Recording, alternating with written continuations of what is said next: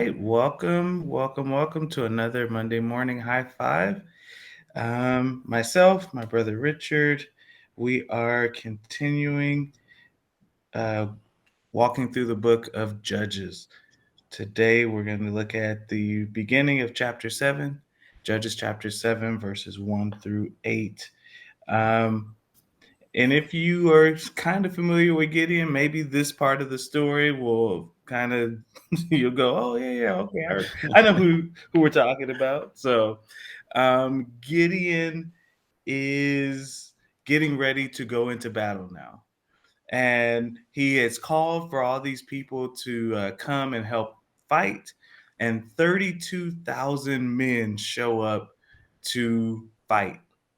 And God looks at the 32,000 men who have shown up to fight with Gideon, and he tells Gideon, unfortunately, you have too many people for me to give you victory over the Midianites.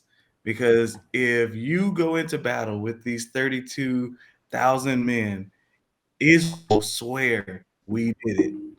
And so I can't let you do it. So then God gives him this series uh, of tests. He says, "Okay, you have a problem, but I have a solution for you. I'm gonna give you a series of tests to get the right people to go into battle with." So it starts off.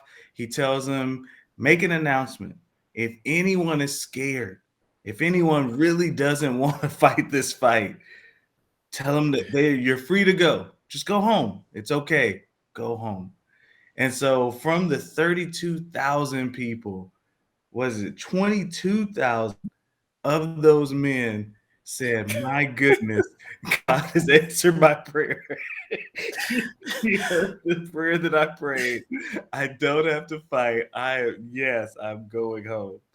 So that leaves 10,000. So now it's Gideon's 10,000 men, and God comes back to him. He says, "Gideon, you still have too many people. It'll still look like you did it. And I can't give you victory if it's going to look like you did it." And so he says, I have another test. I have another way to weed out who doesn't need to be with you. And so he says, take your people down to the river, and that's where I'm going to test them at. And so he says, whoever I tell you they're going to go with you, that's who you take.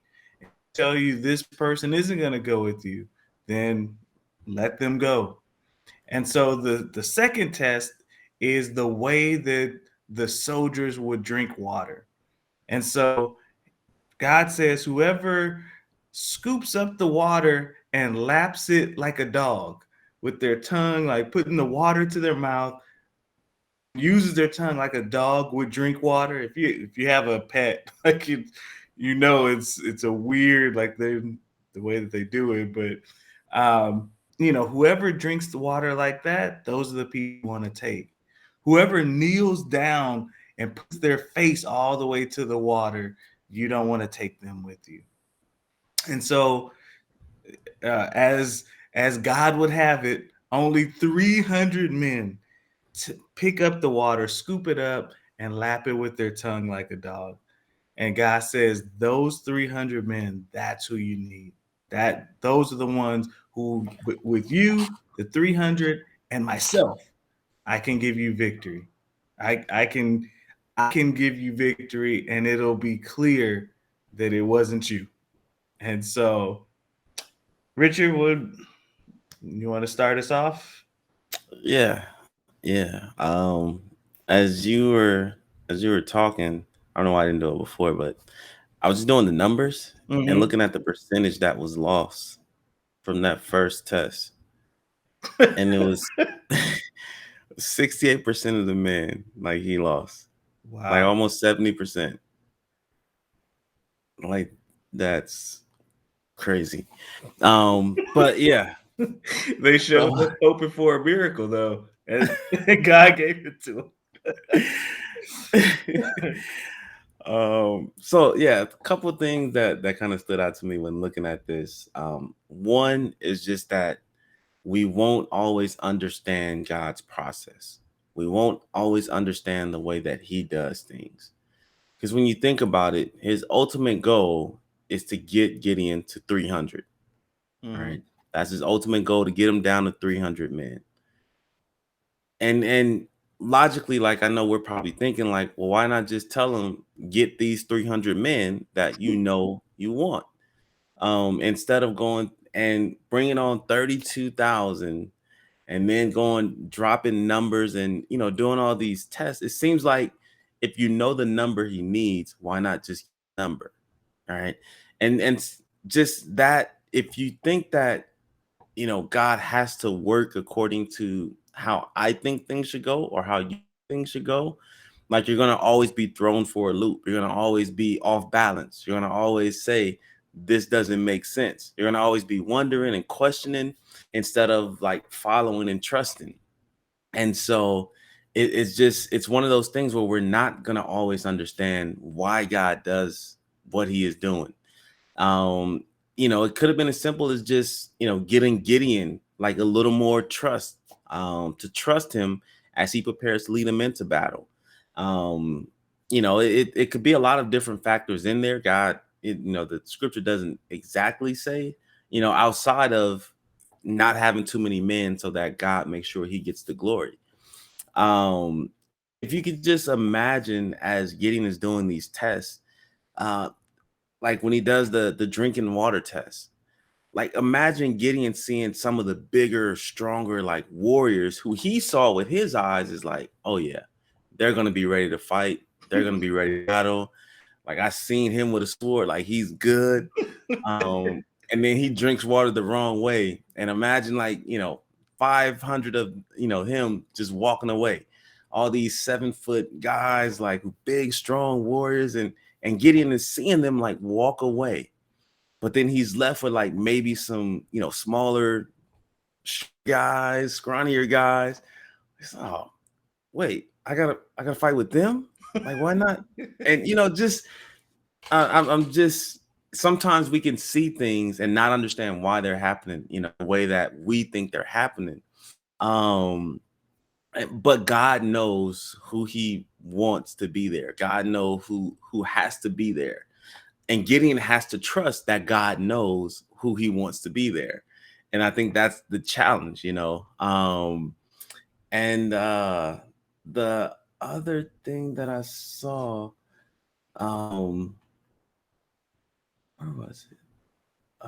Oh, it was just that, sometimes God has to get us into a place that looks as if it's like low or looks as if we're losing, so that He can get the glory, so that He can win through our what looks like a loss.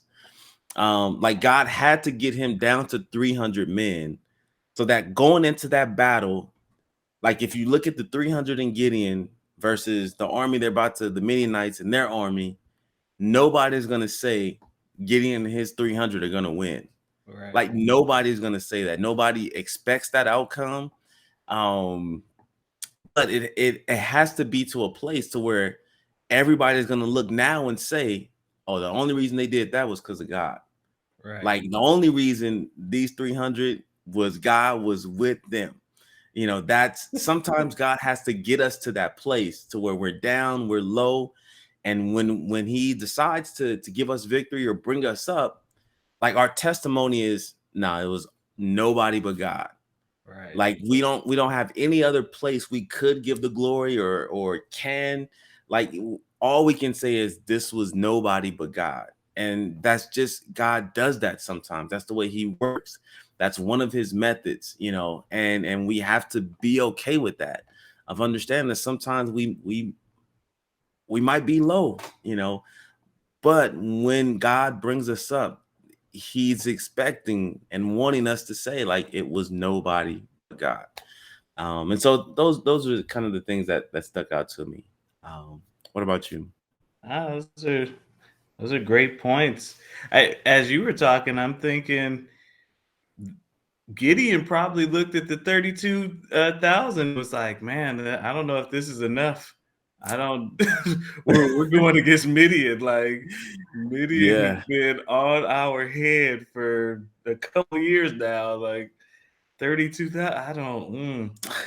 I don't know. And Yeah. I be especially when you think about it, and if you could imagine this scene, this scenario, if 22,000 men walked away because they were scared, you could probably feel that. You could probably feel that fear in this gathering of 32,000. Like, Yeah. have you seen the Midianites? Have you seen their army? Man, I really don't want to die out here. Like, Right, it right. was, I mean, you just think about it. Like, that's our human nature. Like, when we are afraid, it's hard for us to contain that fear. We want to spread that. We want to talk about that with other people. Like, are you scared? Man, I'm scared too, man. Woo! Oh my goodness. Did you see the last people that went up against the Midianites? Oh my goodness. Right, I right. I'm so scared. you know, and, Like, man, and I don't so want to it be was here. right, right. All of that. Just that, Man. you know, that's not an atmosphere of faith, you know. And God, why would God want to be around a bunch of people talking fear, talking Yeah, doubt, talking defeat before they even have stepped foot on the battlefield? yeah, And so I think, like you said, that's such a great point. Is just, it's, yeah, there's how things look to us, but then it's not just a physical thing. It's not just what you can see with your eyes, because the truth of it is 300 men plus God was more than enough.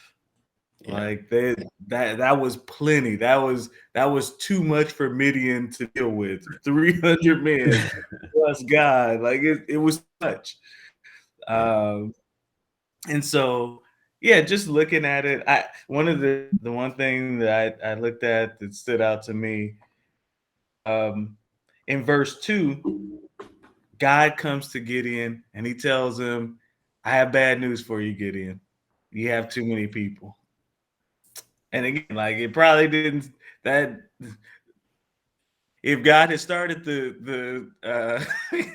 if God had started the his address with Gideon, like, hey, I have bad news for you, Gideon would probably be like, yeah, I know we don't have enough people, right? Yeah, I thought more people would come. I thought I put out a call, but not enough came. I know. God's like, no, no, no, no, no. It's the opposite. You have too many. I'm sure Gideon was like, wait a minute, what? Again, one more time. Too many.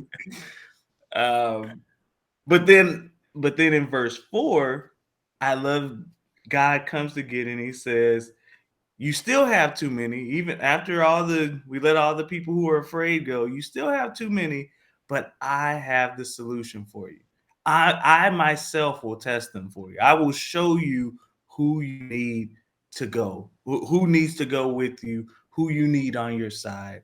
And like you said, even in how God does it, I'm sure I wasn't there, but I'm almost certain it wasn't when Gideon was left with those 300, it wasn't the biggest 300. It wasn't the strongest 300.